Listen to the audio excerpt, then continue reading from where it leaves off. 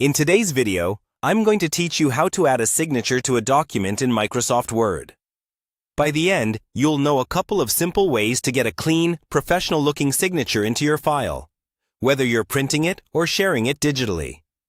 First, make sure you have your Word document open and that you're on the page where you want the signature to appear. It usually makes sense to place it at the bottom of the document, perhaps above your typed name or title. Click once in the exact spot where you'd like the signature to go, so your cursor is blinking there.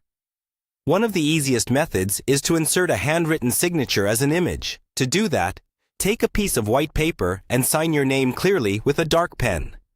Then either scan that paper or take a well-lit photo of just the signature. Save that image on your computer where you can find it easily. Back in Word, go to the Insert tab at the top of the screen. Then choose the option to insert a picture from your device. Browse to the image of your signature. Select it and click Insert. Your signature will appear in the document, probably a bit large at first. Click on the image to select it. Then drag a corner handle inward to resize it proportionally until it looks natural.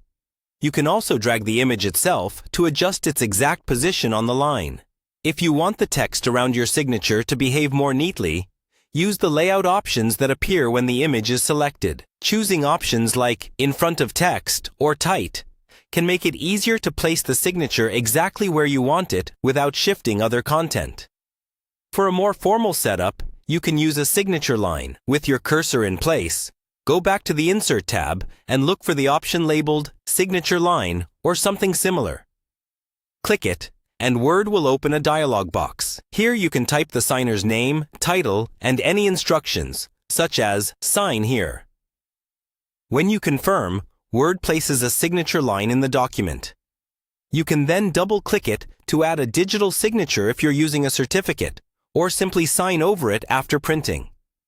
Once you're happy with how everything looks, save your document. You now have a Word file with a clear, professional signature ready to share or print.